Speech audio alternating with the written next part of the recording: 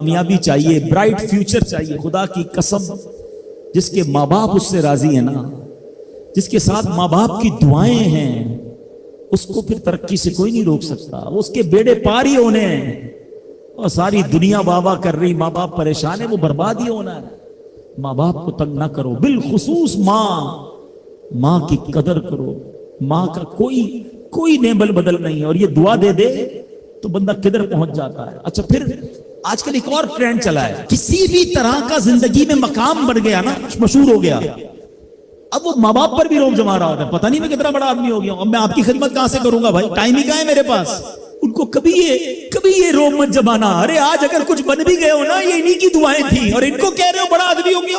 حضرت موسیٰ کلیم اللہ علی نبینا علیہ السلام کتنا بڑا مرتبہ ہے، اور آپ نے ایک بار اللہ کریم کی بارگاہ میں عرض کیا، مولا مجھے جنت میں اپنا پڑوسی دیکھنا ہے۔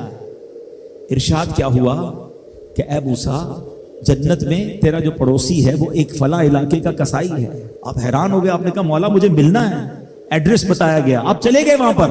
ایک نوجوان نے دروازہ کھولا، آپ اندر گئے، گھر میں گئے تو دو بوڑھے ماں باپ، بوڑھی شخصیات تھی، انہوں نے حضرت موسیٰ کو دیکھا، آپ کی رسالت کی گواہی دی، اور دونوں دنیا سے چلے گئے۔ وہ نوجوان کسی کام سے گیا، جب واپس آیا اپنے دونوں والدین کو دیکھا کہ دونوں کا انتقال ہو گیا ہے، تو کہا ہو نہ ہو آپ حضرت موسیٰ علیہ السلام۔ حضرت موسیٰ نے کہا میں نے تو نہیں بتایا کہ میں کون ہوں، تمہیں کیسے پتا چلا؟ کہ میرے ماں باپ روزانہ دعا کرتے تھے کہ یا اللہ اس وقت تک موت نہ دینا جب تک حضرت موسیٰ کا دیدار نہ کر لیں۔ آپ ہمارے گھر آئے ہیں، آپ کو انہوں نے دیکھا ہے، یہ چلے گئے دنیا سے، آپ ہی حضرت موسیٰ ہیں۔ حضرت موسیٰ نے فرمایا بتاؤ کچھ اور بھی دعا کرتے تھے؟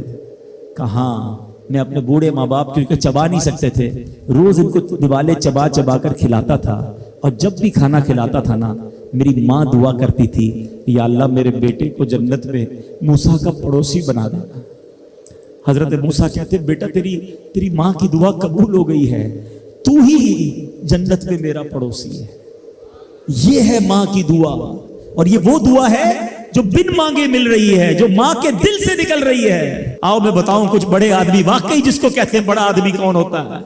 امام اعظم ابو حنیفہ رضی اللہ تعالیٰ سے بڑا تو کوئی نہیں نا، کتنے بڑے وقت کے امام ہیں، مگر آپ کی والدہ ایک مسجد کے امام صاحب سے انسپائر تھی، مقرر تھے، وہ اچھے بیان کرتے تھے، تو آپ کو وہ کہتی کہ جاؤ وہ امام صاحب سے مسئلہ پوچھ کے آؤ۔ خود مفتی اعظم ہیں، امام ہیں کروڑوں حنفیوں کے، ماں کو یہ نہیں کہا کہ ماں پتہ نہیں میں کتنا بڑا مفتی ہوں، تم مجھے مسجد کے امام کے پاس بھیج رہی ہو۔ آج تو یہ ڈائریکٹ جواب دے دیتے ہیں نا، مجھے پتہ نہیں میں کون ہوں، مجھ سے بحث کر رہی ہو، اتنی کتابیں پڑھی، ماں تم نے تو پڑھا ہی کچھ نہیں، ابو جان آپ کو دنیا کا کیا پتا، مجھے پتا ہے۔ سنو امام اعظم، یہ ایسے نہیں بنتے بڑے لوگ۔ ماں کو کہتے ٹھیک ہے ماں، مسجد کے امام کے پاس جاتے، اس مقرر کے پاس جاتے، وہ کہتا حضور آپ مجھ سے مسئلہ پوچھنے آئے، آپ دنیا کو مسئلے بتاتے ہیں۔ کہ کیا کروں، ماں نے بھیجا ہے۔ کہ حضور جو آپ بتا رہے ہیں مجھے آپ ہی مسئلے کا جواب بتا دیں، وہی میری طرف سے ماں کو بھی بتا دیں۔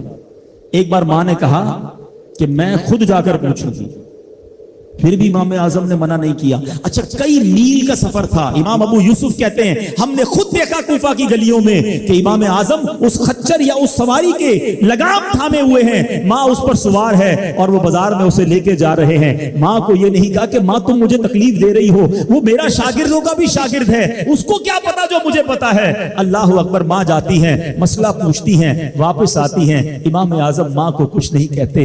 یہ ہوتا ہے ماں کی فرما برداری۔